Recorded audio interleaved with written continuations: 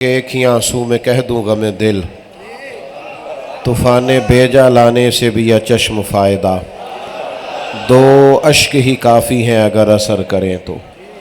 عزیز دوستو، قرآن مجید جو بات بھی کرتا ہے وہ ہماری دینی، دنیاوی، اخروی بھلائی کی بات ہوتی ہے۔ اس میں ہزارہا ہمارے لیے برکات اور فوائد موجود ہوتے ہیں۔ فرمایا محبوب ان سے فرما دیں کہ میں تبلیغ دین پر تم سے کوئی اجر نہیں مانگتا، بس میرے قریبیوں سے محبت کرتے رہنا۔ نبی پاک علیہ الصلاۃ والسلام کے تمام اصحاب کا پیار، ازواج مطہرات کی عقیدتیں، احترام، حضور کی چاروں شہزادیاں، ان کی اولادیں اور بالخصوص حسنین کریمین۔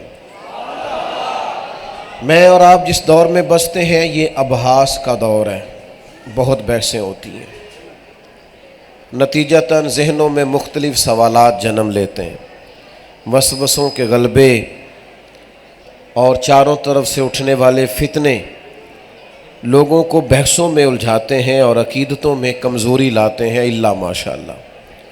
اچھی طرح سمجھ لیجئے گا کہ سینے میں اگر اللہ رسول کی، صحابہ اور اہل بیت کی محبت پیدا نہیں کریں گے تو سینہ بے آباد ہو جائے گا۔ دل دھڑکے گا تو اس میں محبت تو ضرور ہوگی، اگر یہ والی محبتیں پیدا نہیں کرو گے تو پیسوں کی محبت آ جائے گی، شہرت کی محبت آ جائے گی، عہدے کا پیار آ جائے گا، کوئی دنیاوی محبت جگہ پکڑ لے گی۔ اپنے سینے کو اللہ کی، اللہ کے رسول کی، صحابہ اور اہل بیت کی محبتوں سے تازہ رکھنا چاہیے۔ ہر وقت آپ دیکھیے نا، نبی کریم علیہ السلام جب اس محبت کو بیان فرماتے تو کس وارفتگی سے بیان کرتے، کس جوش سے سرکار اس محبت کو بیان کرتے، اور طریقہ کیسا انفرادی ہوتا۔ حضرت عثمان غنی رضی اللہ تعالیٰ عنہ حدیث کے راوی ہیں، فرماتے ہیں نبی کریم صلی اللہ تعالیٰ علیہ وسلم نے نا اپنے دونوں شہزادوں کو، حسنین کریمین کو سینے سے لگایا، اور پھر ہم نے دیکھا کہ حضور کی آنکھوں میں آنسو بھی ہیں، اور پھر الفاظ کچھ اس طرح سے ترتیب پائے کہ اے اللہ، میں ان دونوں سے محبت کرتا ہوں، تو بھی ان سے محبت فرما۔ اور ان جملوں کی آپ ذرا حسن کو ملاحظہ کیجئے، کریم فرمانے لگے اے اللہ، جو جو میرے حسنین سے محبت کرے تو ان سب سے بھی محبت فرما۔ یہ اس طرح محبوب نے آنسوؤں میں لپٹی ہوئی دعائیں ارشاد فرمائی ان لوگوں کے لیے جو حسنین سے پیار کریں۔ میں عرض کر چکا ہوں کہ لوگ اپنی تقریریں چمکانے کے لیے اور اپنی باتوں میں اثر تھوڑا انوکھا پیدا کرنے کے لیے کچھ ایسی باتیں کرتے ہیں جو بحثوں کو جنم دیتی ہیں۔ آپ اس جماعت کے سٹیج پر موجود ہیں جو آپ کو صحابہ کا بھی احترام، ادب، عقیدت اور محبت سکھاتے ہیں، اور اولاد رسول کے ایک ایک بچے کا نور ہونا بھی تسلیم کرتے ہیں۔ تو اپنے سینوں میں ان محبتوں کو پیدا کریں، اپنی اولادوں کو یہ محبتیں سکھائیں، اپنے بچوں کو ان لوگوں کے تذکرے یاد کرائیں، نہایت عقیدت سے، نہایت احترام سے اپنی اگلی نسل کو۔ آپ کو پتہ ہے ہمارے ہاں جو امام علی مقام کے نام کی نیاز بھی پکتی تھی، اس کا بھی ہمارے بزرگ احترام کرتے تھے۔ ہمارے دیہاتوں میں اگر کوئی چاول کے چند دانے زمین پہ گر جاتے کہ جو نیاز کے ہیں، لنگر کے، تو ہمارے بزرگ ٹھہر جاتے کہ چونکہ اس کی نسبت بڑی اونچی ہے۔ یہ کیا کرتی تھی یہ چیزیں؟ یہ دلوں کے اندر شوق پیدا کرتی۔ اب وہ کیفیات نہیں، وہ درد نہیں، وہ سوز نہیں۔ اعلیٰ حضرت بریلوی رحمۃ اللہ علیہ کے چھوٹے شہزادے حضور مفتی اعظم، آپ اپنی بیٹھک میں تشریف فرما تھے تو ایک صاحب آئے، وہ اصل میں وہ آپ کے ایک مرید سے جھگڑا کر رہے تھے۔ اس نے کہا میرے شیخ مفتی اعظم ہے، تو کہنے لگا تمہاری عادت ہے، امام ہوں تو امام اعظم، حضرت احمد رضا ہوں تو اعلیٰ حضرت، تم سب کو بڑا ہی کہتے ہو، میرے سوال کا جواب دیں گے تو پتہ چلے گا نا مفتی اعظم ہے۔ تو آ گیا، حضرت بیٹھک میں تشریف فرما تھے، اس نے آتے ہی سوال پوچھا، بیچارہ سادہ آدمی تھا، کیا اس نے سوال پوچھنا تھا؟ کہنے لگا حضرت بتائیے نبی کریم صلی اللہ تعالیٰ علیہ وسلم کی چاروں شہزادیوں کے نام کیا ہیں؟ تو جو دروازہ حضرت کا کھلتا تھا گھر میں، آپ اس دروازے سے اندر تشریف لے گئے۔ اس نے فوراً اعتراض کیا، تم کہتے تھے مفتی اعظم ہے، وہ کتاب دیکھنے چلے گئے، وہ نام پڑھنے چلے گئے، تم تو کہہ رہے تھے سب سے بڑے مفتی ہیں۔ تھوڑی دیر کے بعد حضرت تشریف لائے تو داڑھی مبارک سے پانی کے قطرے گر رہے تھے۔ فرمانے لگے وضو کرنے گیا تھا، محبوب کی شہزادیوں کے نام کبھی بغیر وضو زبان سے ادا ہی نہیں کیا۔ تیری نسل پاک میں ہے بچہ بچہ نور کا، تو ہے عین نور تیرا سب گھرانہ نور۔ یہ احترام لوگوں کو، اب سب آپ کو یہی بتائیں گے، فتویٰ یہی ہے کہ بغیر وضو ان لوگوں کے تذکرے کیے جا سکتے ہیں۔ یہ ہمارے مشائخ نے کیوں وضو کر کے کیے؟ وہ اپنی اگلی نسل کو، اپنے ارادت مندوں کو، شاگردوں کو احترام سکھانا چاہتے، ادب، محبت، عقیدت سکھانا چاہتے۔ تو ایک تو خوب اکرام کریں، دوسری بات یہ ہے کہ اہل بیت سے سیکھیں، تربیت لیں۔ حضور علیہ السلام نے فرمایا دو چیزیں تمہیں دے کے جا رہا ہوں، ایک اللہ کی کتاب، دوسرا اپنا خاندان۔ تھام کے رہو گے تو کبھی گمراہی تمہارے پاس نہیں آئے گی۔ اہل بیت سے سیکھیں، ہم پریشان لوگ ہیں۔ جو آدمی اپنے گھر کے اندر پریشان ہوتا ہے وہ جتنا مرضی بھی باصلاحیت ہو کوئی کام نہیں کر سکتا۔ جو آدمی اپنے گھر کے اندر ٹوٹ جاتا ہے، اپنے گھر کے اندرونی مسائل میں بکھر جاتا ہے، وہ جتنا مرضی ڈگریاں رکھتا ہو، جتنی مرضی اسناد رکھتا ہو، کچھ نہیں کر پاتا۔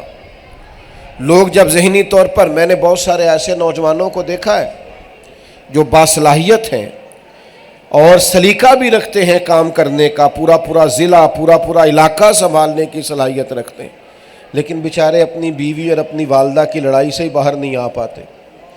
اپنے گھر کے ماحول میں اتنے الجھ جاتے ہیں، جانے کس عمر میں جائے گی یہ عادت میری، روٹھنا اس سے تو اوروں سے الجھتے پھرنا۔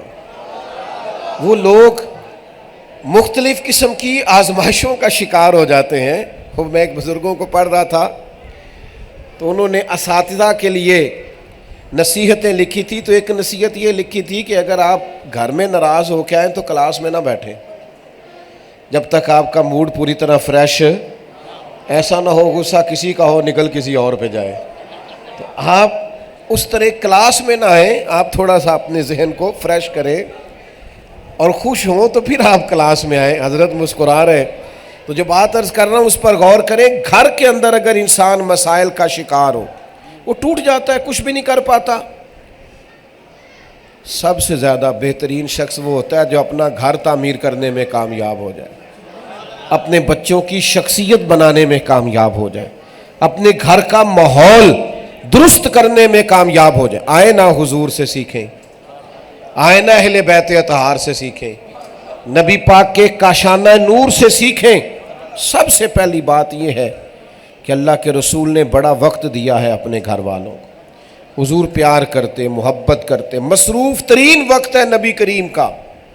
بخاری میں موجود ہے، سرکار کی سب سے بڑی نواسی حضرت امامہ بنت زینب رضی اللہ تعالیٰ عنہ حضور نماز پڑھنے کے لیے تشریف لاتے تو نواسی کو گود میں اٹھایا ہوتا تھا، بچوں کو وقت دیتے، ساتھ گھر تھا امام حسن اور حسین کا، لیکن اس کے باوجود فرمایا فاطمہ میرا دل کرتا ہے رات بھی آپ کے گھر آ کے قیام کروں، یا رسول اللہ تشریف لائیے۔ تو سرکار ان کے گھر تشریف لے گئے سیدہ پاک کے، ایک طرف امام حسن کو سلایا، ایک طرف امام حسین کو سلایا، اور پھر پیالے میں دودھ پڑا تھا، شہزادے نے دودھ مانگا، سیدہ پاک اٹھ کے دودھ دینے لگی تو کریم فرمانے لگے فاطمہ آپ لیٹ جائیے، سوئے میرے ساتھ ہیں، دودھ بھی میں ہی پلاؤں گا۔ وقت تو دینا، ہم تو مصروف ہیں بھائی۔ پہلے تو نوجوانوں سے کہنا پڑتا تھا نا موبائل کم استعمال کریں، اب تو نوجوان کہتے ہیں والد صاحب سے کہیں جب گھر آئے تو تھوڑا ہمیں بھی وقت دیا کریں۔ وہ گھر آ کے بھی موبائل پہ لگے رہتے ہیں، اور والد صاحب سے آپ کہہ دیں کہ موبائل کم چلائیں تو کہتے ہیں میرا سارا بزنس ہی موبائل پہ ہے۔ وہ اللہ کے بندے تھوڑا باہر آئیں، زندگی باہر ہے۔ آپ رشتوں کی حساسیت کو سمجھیں، آپ اپنے بچوں کے سوالات کو سمجھیں، آپ دیکھیں وہ آپ سے کیا پوچھنا چاہتے ہیں، ان کا ذہن کہاں الجھ گیا۔ اس وقت ہوش آئے گی جب کسی رافضی یا خارجی کے ہتھے چڑھ جائیں گے، جب ان کو کوئی گمراہ کر دے گا۔ آپ بچوں کو وقت دیں، ٹائم دیں، آپ کے پاس جو وقت بچ جائے وہ اپنے گھر میں گزاریں تاکہ اولاد آپ کے ساتھ وابستہ ہو. جزاک اللہ. دوسری بات حضور کی سیرت سے یہ سیکھیے، سرکار نے صرف وسائل نہیں جمع کیے. ترمذی شریف میں موجود ہے، نبی کریم نے دعا مانگی، اے اللہ ایک وقت روٹی دینا اور ایک وقت فاقہ دینا. یہ دعا مانگی نبی پاک. بچوں کو سادہ طرز زندگی سکھائیں. یا جو ہم نے مزاج بنا لیا نا کہ جناب وہ میرا بچہ ضد کر رہا تھا تو لہذا میں نے بچے کی ہر خواہش ہی پوری کر دی. آپ نے زیادتی کیا بچے کے ساتھ. آپ نے صبر کرنا نہیں سکھایا اسے. آپ نے اسے یہ نہیں سکھایا کہ بیٹا کچھ چیزیں نہیں بھی ملا کرتی. حوصلہ کرنا اور مطمئن رہنا اور تھوڑا سا اللہ کے فیصلوں پہ راضی رہنا، یہ بھی کس نے سکھانا تھا؟ ہم ہی نے سکھانا تھا. نبی پاک علیہ الصلوۃ والسلام نے اپنی اولاد کو صبر سکھایا. قربان جائیں کائنات کی سب سے شانوں والی شہزادی، وہ نبی کے گھر کی ہے، عزت نبی سے سنتے ہیں. وہ علی کے گھر کی ہیں، عزت یہ علی سے سنتے ہیں. وہ جس نے معزز کیا گھرانے کو، حسین پال کے جس نے دیا زمانے کو. کتنے لوگ ہیں جو رونا روتے ہیں، میری بچی بڑی پریشان ہے سسرال میں، بڑے کام کرتی ہے. سچ بتانا اتنے بڑے مجمع میں کوئی ایسا بھی ہے جس کی بیٹی اتنا کام کرے کہ ہاتھوں پہ چھالے پڑ جائیں؟ چکی پیسے، گھر کی ساری ڈیوٹی کرے. اور پھر آپ صحیح احادیث میں آپ پائیں گے کہ جا کے عرض کیا یا رسول اللہ ایک غلام مل جائے گھر کے کام کاج میں ہاتھ بٹھانے. میں نے کہا یہ کائنات کی سب سے شانوں والی شہزادی. سب سے زیادہ خدام تو یہاں نظر آنے چاہیے تھے، کنیزیں یہاں نظر آنی چاہیے. خادم مل جائے گھر کے کام کاج کے لیے تو محبوب نے فرمایا 33 بار سبحان اللہ کہا کریں، 33 بار الحمدللہ کہا کریں، 34 بار اللہ اکبر کہا کریں. جب بھی تسبیح ختم ہوگی اللہ غلام آزاد کرنے کا ثواب عطا فرمائے. لیکن کام گویا آپ نے خود ہی کرنے، ڈیوٹیاں آپ نے خود کرنی. کیوں نہیں سکھاتے بچوں کو محنت کرنا؟ کیوں نہیں سکھاتے ان کو عملی زندگی میں کردار ادا کرنا؟ اب تو برگر فیملی ہے، بچے چھپکلی دیکھ کر چیخے مارے تو امیر ہونے کی علامت. تو جس کو چھپکلی سے ڈر آ رہا ہے وہ کل جہاد کرے گا. جو کاکروچ دیکھ کر چیخے مار رہے ہیں وہ میدانوں میں کھڑے ہوں گے. وہ ڈٹیں گے مذہب کے لیے، عقیدے کے لیے، نظریے کے لیے. آپ نے تو انہیں بزدل بنا دیا. اللہ کے محبوب علیہ الصلوۃ والسلام نے محنت کرنا، مشقت کرنا، صبر کرنا سکھایا. اور پھر حضور نے بہادری سکھائی اپنی اولاد کو، دلیری سکھائیں. بچے باہر لڑائی ہو رہی ہے، دروازہ اندر سے بند کر لو. او خدا کے بندے، اسے بزدلی سکھا رہا ہے تو اسے جینا سکھا. بزدل بھی کبھی جیتے ہیں، وہ تو ایک سانس جیتے ہیں ایک سانس مرتے ہیں. یہ اگر اس کا سینہ چوڑا ہوگا، کشادہ ہوگا تو اسے جینا آئے گا. لیکن ہم وہ لاڈ پیار کے نام پر اور شہزادگی کے نام پر اور صاحبزادگی کے نام پر جو حشر کر رہے ہیں ان بچوں کا، یہ بیچارے کمزوروں جیسی زندگی گزارتے ہیں. حضور کی اولاد پاک کا طریقہ کیا ہے؟ سب سے زیادہ خطرہ تھا جب حضرت عثمان غنی کا گھر بلوانیوں نے گھیر لیا تھا تو دروازے پر سب سے زیادہ خطرہ تھا. مولا علی شیر خدا نے دونوں تلواریں دے کر اپنے دونوں شہزادوں کو، ہاں امام حسن اور حسین کو دروازے پہ کھڑا کیا. فرمایا بیٹا کوئی تمہارے خالو کے قریب نہ جانا پائے. آپ ان کو جینا سکھائیں، میدان میں رہنا سکھائیں، بچوں پر وقت پر بوجھ ڈالیں. ہمارے ایک دوست ہیں، لیکچرار ہیں کالج میں اور دینی تعارف بھی رکھتے ہیں، خطیب بھی ہیں، اچھے مبلغ ہیں. تو کہتے ہیں والد صاحب نا بہت سارے شاگرد کھڑے ہوتے ہیں تو اکثر کہتے ہیں او کاکا او پتر ادھر آئے نا. تو میں نے ایک دن والدہ سے شکایت کی کہ میری کوئی غلطی ہے تو مجھے بتائیں، یہ ہوئے کر کے بلانا اور جب مرضی ڈانٹ پیٹ دینا یہ بات سمجھ میں نہیں آتی. تو کہتے میں اماں والد صاحب کی طبیعت کچھ سخت تھی تو اماں نے کہا کو موقع دے کے بات کروں گی. وقت گزر گیا، پھر میں نے کہا ایک دن میں نے کہا آپ نے آج ضرور بات کرنی. تو والد صاحب آئے، میں ساتھ والے کمرے میں سن رہا تھا تو میری والدہ صاحبہ کہنے لگی پترے کوئی غلطی ہے تو دسو. ਉਹਦੇ ਸ਼ਾਗਿਰਦ ਖੜੇ ਹੁੰਦੇ ਨੇ, ਤੁਸੀਂ ਤਰਾ ਦਿੰਦੇ ਹੋ ਤੇ फरमान लगे तेरा की ख्याल है, मैनू नहीं पता। मैंने कहा क्या मतलब? कहने लगे वो सारे ही उसके जी जी करने वाले हैं, कोई एक आध दोए करने वाला हो तो बंदा ज़रा ठीक रहता है। मैं चाहता हूँ ज़रा पक्का हो जाए, मेरे पुत्र को नज़र ना लग जाए। ओ भाई आप थोड़ा सा ना अपने बच्चों के अंदर ये पुख्तगी लाएं, जहन साजी करें, उन्हें जीना सिखाएं, शऊर दें। फिर एक मिनट में लोग ब्लैकमेल कर लेते हैं। आप यकीन करें कि हमारे दौर में तो लोग चंद सेकंड भी नहीं लेते और फटाफट मान जाते हैं। हक के लिए खड़ा होना, डट जाना और नज़रियाती पुख्तगी का इजहार करना मिजाज ही नहीं है। ज़रा भी लोग वक्त नहीं लेते, ब्लैकमेलिंग एक मिनट से पहले कबूल करते हैं। बाल लोगों के बारे में कई दफ़ा तसव्वुर होता है कि ये आदमी इतनी जल्दी तस्लीम नहीं करेगा। वो एक पाकिस्तान के बहुत बड़े सियासतदान की मैं किताब पढ़ रहा था, तो वो कहने लगा कि फ़लाँ साहब ने हमसे कहा कि मुझे कुछ लोग ख़रीदने हैं, माज़अल्लाह, अस्तग़फ़िरुल्लाह। तो कहते हैं वो बात चली तो वो कहने लगा यार मेरा तो ख्याल था रेट बहुत ज़्यादा होगा, ये तो जालिम बड़े सस्ते बिक गए, रेट ही कोई नहीं, बिल्कुल हाल ही कोई नहीं। इतनी जल्दी कमज़ोरियाँ मिजाजों में, इतनी जल्दी। आप थोड़ा सा अपने अंदर इस्तकामत लाएं। बहुत सारे लोग बासलाहियत होते हैं लेकिन चूँकि इस्तकामत नहीं होती। मैंने जी बड़े काम शुरू किए, मैं कामयाब नहीं हुआ, तो मैं कहता हूँ आप बड़े ना करें, कोई एक ही करें, तो ज़रा सही करके करें, ठीक करें, ज़रा मजबूत करके करें, उसमें मजबूती हो जाएगी। वो हमारे ये उलमा मशाइख जानते हैं, हाजी अबू दाऊद मोहम्मद सादिक साहब रहमतुल्लाह अलैह, तो उनको शहर में बहुत सारे लोग हाजी साहब कहते थे। तो एक दिन एक साहब कहने लगे, मैं वहाँ हाजिर था, तो एक बुज़ुर्ग से पूछने लगे कि इनको हाजी साहब क्यों कहते हैं? कई लोगों ने कई हज किए हुए, उनको नहीं लोग कहते थे, इनको हाजी क्यों कहते हैं? वो कहने लगे ना एक कीता है, ज़रा सही करके कीता है, अच्छा करके किया, आदाब के साथ किया है, और नंबर बनाने के लिए नहीं किया कि मैंने इतने हज कर, एक किया है पर ज़रा सही करके किया है। तो इसलिए सारे लोगों की ज़ुबान पर हाजी हाजी हो गया। अर्ज़ जो करना चाहता हूँ, थोड़ा सा ना इस्तकामत, कोई एक काम करें सही करके करें। आपका मेयार ही नहीं है। कब वो हज़रत सीरी सक्ती रहमतुल्लाह अलैह एक दरख्त के नीचे लेटे हुए थे, तो दिल में ख़याल आया कि मैं दरख्त से ही कह दूँ मुझे कोई नसीहत कर दे, बड़े दिन हो गए किसी ने नसीहत नहीं की, ऐ अल्लाह इसे ज़ुबान दे। तो वो ज़ुबान हाल से बोला, समझ लें उनको खुद ही समझ आने लगी कि गोया इस तरह कह रहा है। वो कहने लगा मेरी तरह के बन जाएं। दरख्त कहने लगा मैं खुद धूप में जलता हूँ, दूसरों को छाँव देता हूँ, लोग रोड़े मारते हैं, मैं उन्हें फल देता हूँ। तो हज़रत कहते हैं फिर मेरे दिल में खुद ही ख्याल उठा के तो इतना ही अच्छा है तो तेरा अंजाम क्यों ठीक नहीं होता, आखिर में जला ही दिया जाता है।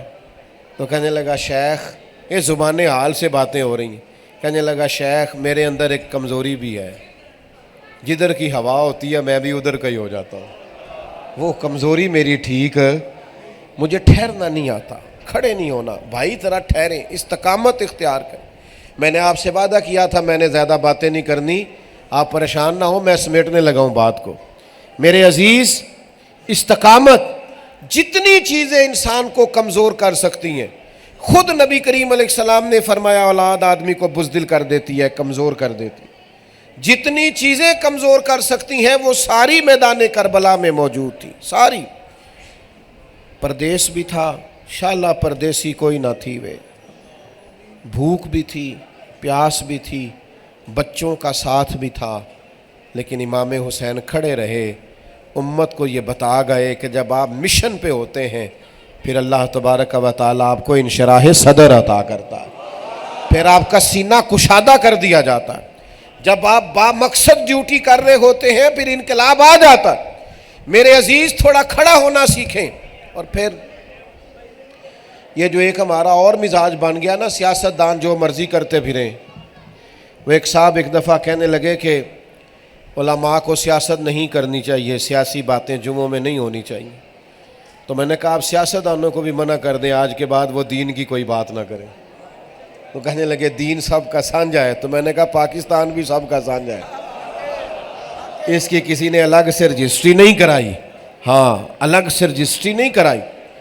تو سیاست تدبیر کا نام ہے، ہم اس ملک کے شہری ہیں، پورا حق رکھتے ہیں، اپنی رائے رکھتے ہیں، سمجھ رکھتے ہیں۔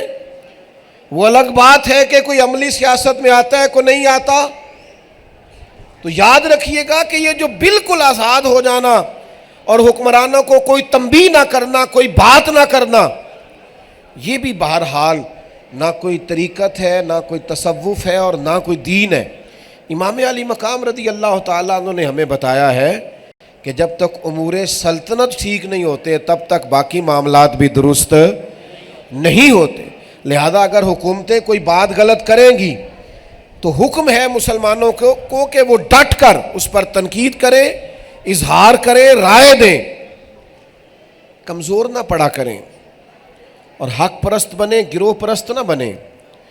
ایک پارٹی کے ہو گئے اور دروازے کے سامنے دفتر بھی کھول لیا اور اپنوں سے لڑائی بھی لے لی، اور جس کے لیے لڑ رہے تھے وہ جیت کے پتہ نہیں کس پارٹی میں چلا جائے گا۔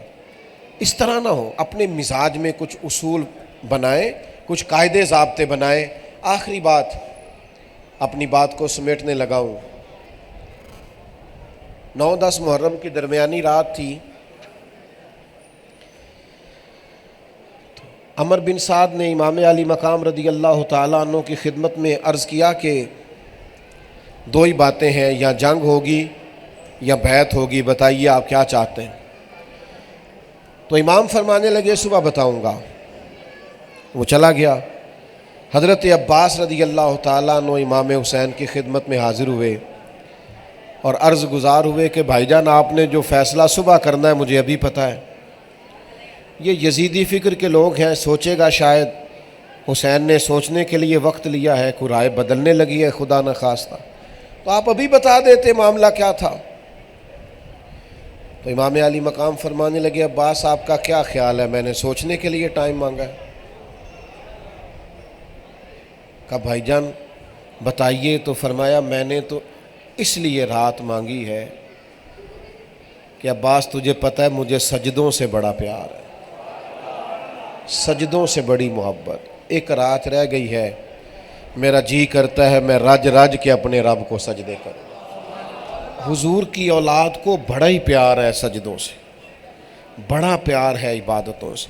ہماری ہر چیز مضبوط ہو گئی، ہمارے پیج مضبوط ہو گئے، فلاں کا سوشل میڈیا مضبوط ہو گیا، یہ ہو گیا، الا ماشاءاللہ مسلح کمزور ہو گئے، عبادتوں کا وہ ذوق نہیں۔ یاد رکھیے گا جنگیں بھی وہی جیتی جاتی ہیں جس کے اندر انسان کا مسلح اور دعا مضبوط ہوتی ہے۔ سیدنا ابو بکر صدیق رضی اللہ تعالیٰ عنہ فرماتے ہیں بدر کی ساری رات محبوب نے مسلح پہ گزاری۔ اے اللہ مدد نازل میرے بھائیوں کچھ وقت عبادت کو دیں، چند گھڑیاں مسلح پہ بیٹھیں، لمبی لمبی دعائیں مانگیں۔ کچھ دکھ بندے کے بڑے ذاتی ہوتے ہیں، بندہ کسی کو نہیں بتا سکتا، آسان حال ہے جو کسی سے نہیں کہہ سکتے رب رسول سے کہہ دو، اللہ کے حضور عرض کر دو، لیکن عبادت سے ضرور رشتہ قائم کرو۔ اللہ کے حضور دعا ہے جو میں اس مختصر وقت میں عرض کر سکا ہوں اللہ قبول فرمائے، بات کرتے کہیں بھول گیا ہوں تو اللہ درگزر فرمائے۔ آخر دعوانا الحمدللہ۔ حضرت دو آپ دو۔ اللہم صلی علی سیدنا و مولانا محمد معدن الجود والکرم وآلہ وبارک وسلم۔ اللہ ہماری اس محفل پاک کو اپنی بارگاہ میں قبول